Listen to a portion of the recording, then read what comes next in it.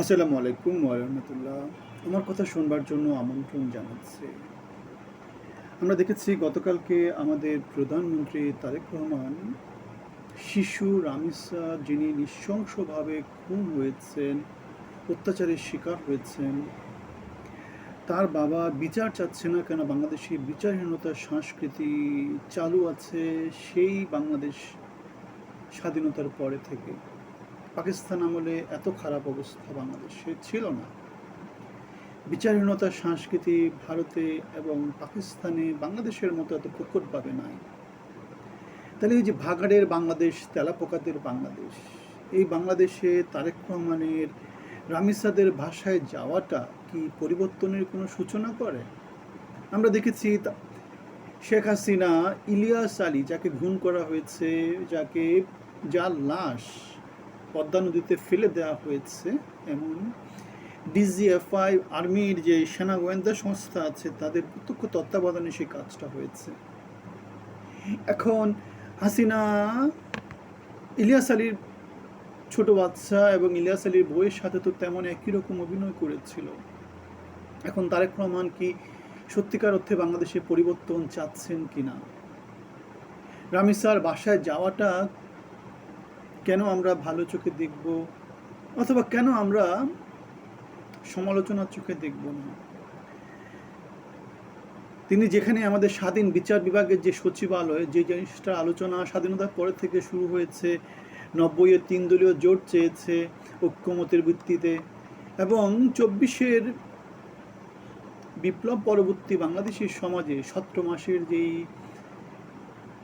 Committee হয়েছে, যেখানে সালাউদ্দিন আহমেদ বিএনপির পক্ষ থেকে নেতৃত্ব দিয়েছেন, সেখানে এ ধরনের নানা রকমের প্রস্তাবনা আসছে সংস্কারের ব্যাপারে, জুলাই সনদের ব্যাপারে, গণভোটের ব্যাপারে। কিন্তু আমরা দেখেছি বিএনপি ক্ষমতা আসার পরে সেগুলোকে গলা টিপে হত্যা করেছে।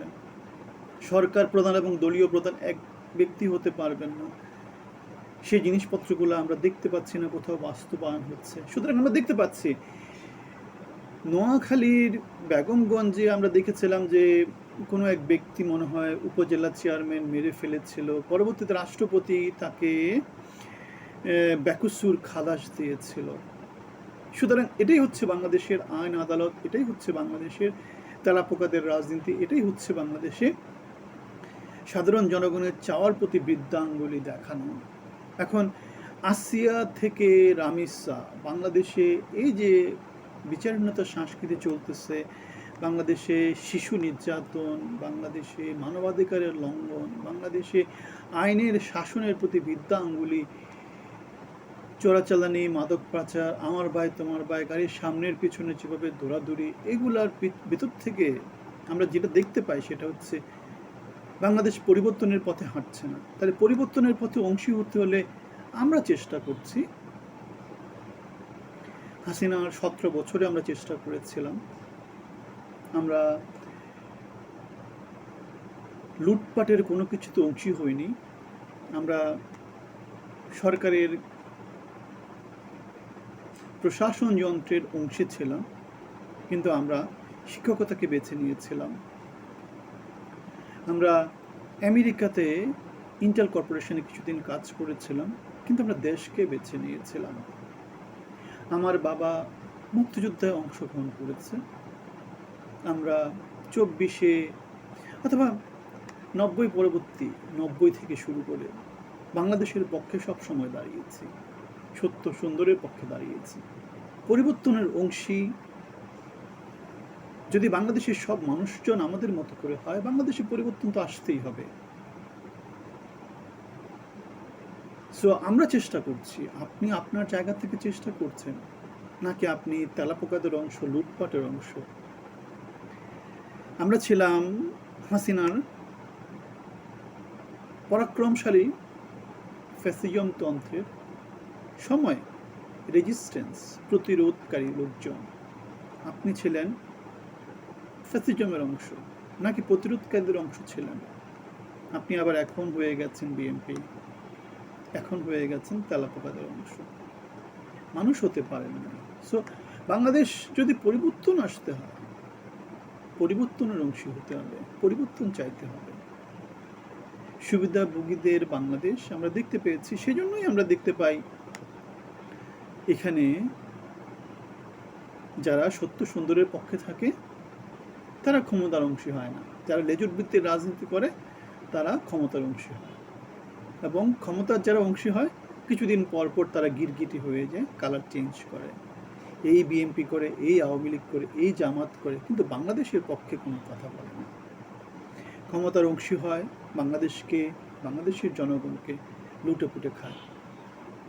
সুতরাং আমরা যদি পরিবর্তন চাই, যদি বাংলাদেশ এগিয়ে যেতে চাই, যদি আমরা সবাই সামগ্রিকভাবে আগাতে চাই, তাহলে আইনের শাসন, সৎ লোকের শাসন, যোগ্য লোকের শাসন, মেধাবীদের শাসন, এগুলা ছাড়া অন্য কোনো ব্যতিক্রম কিছু দিয়ে পরিবর্তন আসবে না। আপনিও আগাতে পারবেন না, দেশও আগাবে না।